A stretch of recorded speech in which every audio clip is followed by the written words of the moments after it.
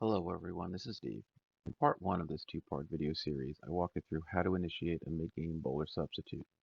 All examples included keeping the game owner the same. In this video, I'm going to walk you through the process again, but in these examples, I'll change the game owner to a new bowler. As a reminder, a mid-game substitute is when a bowler starts a game of bowling, maybe they roll the first 3 or 4 frames, but then is replaced by another bowler.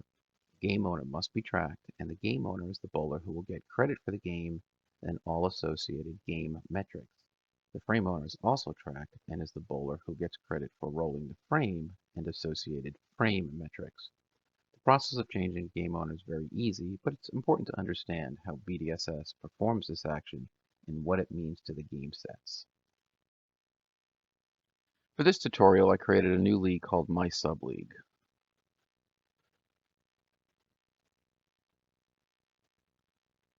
And I'm going to start a new league of week bowling. And I'm only going to select Steve Bowler. Steve Bowler will be the game owner, and I'll use Lee or Taylor as my subs. As a reminder, notice that the bowler name is on the title. This will always be the game owner. If you have multiple bowlers that have been selected, each bowler would have a tab with their name, which also indicates the game owner. And there's the up next link. The up next link indicates the bowler who will roll the next ball, and it's the primary way that a mid-game substitute will be initiated. So let's start by adding a few frames for Steve.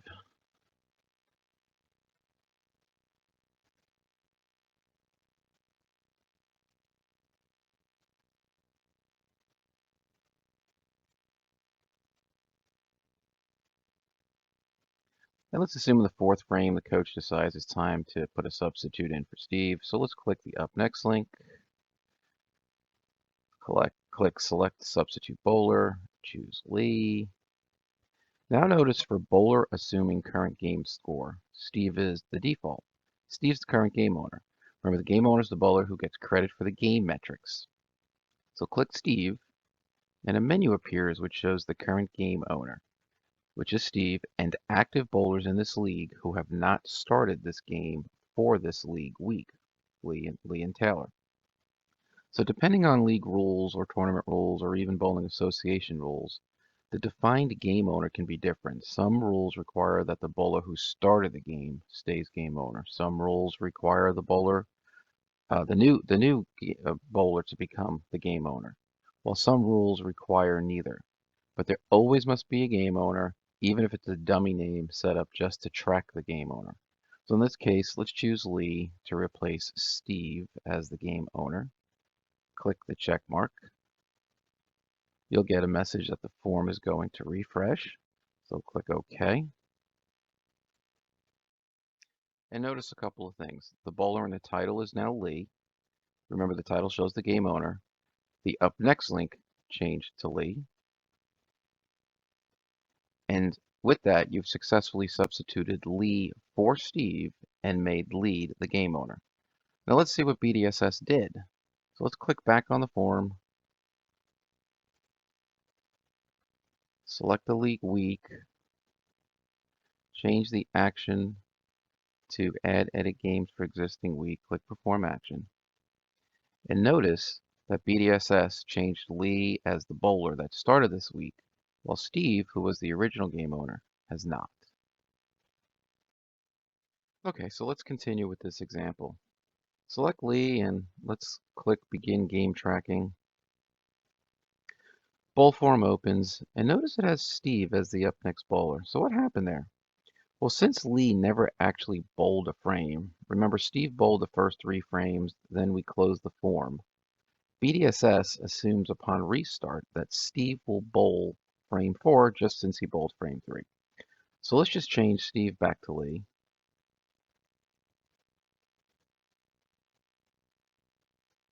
Okay. Now for simplicity, let's finish Lee out by striking out.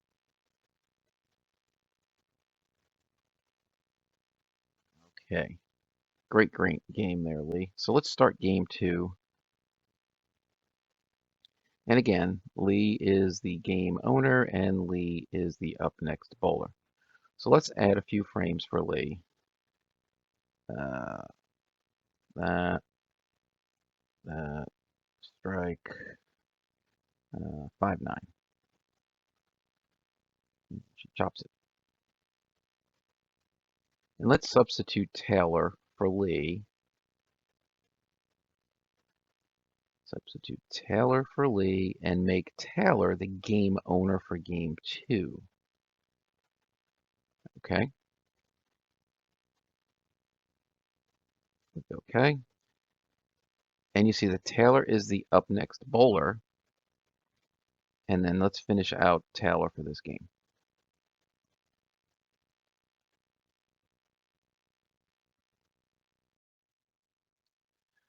So think about this now.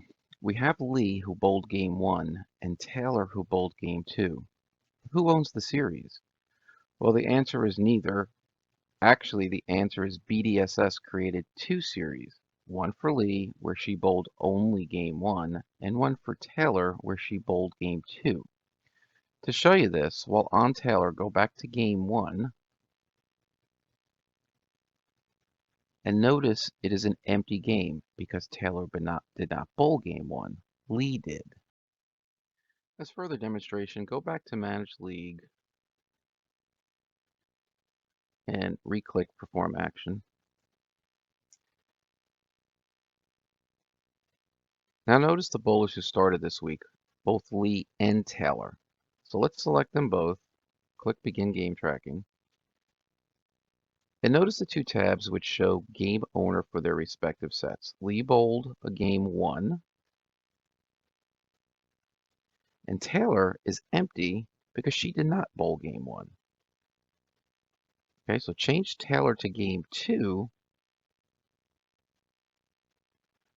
and you see she bowled a game 2. Now when I click Lee again and change to game 2, a message telling you Lee cannot start a game 2 for this league week because she was a substitute for another bowler already. Remember, Lee started game 2 originally before Taylor was a substitute and became a game owner. And to show you this, let's go back to Taylor. Click the pins under frame 1 and you see that Lee bowled that frame. So BDSS will prevent a bowler who subbed for a game from subbing or owning the same game for the bowl session. In this case, it's the league week. So there you go. It's a fairly simple process for changing a game owner. Just recognize a few things. There is only one game owner per game. There may be multiple frame owners per game. All games in a series in a bowl session must be owned by the same bowler. A bowl session can be a league week, a tournament session, or an open bowl session. So you can have multiple series in a bowl session, but the same owner for each game in the series. If the game owner is changed in the middle of a series, BDSS will automatically create a new session for the new bowler and the game owner. So I hope this helped. Please send me any questions to tbefeedback@gmail.com. Have a great day.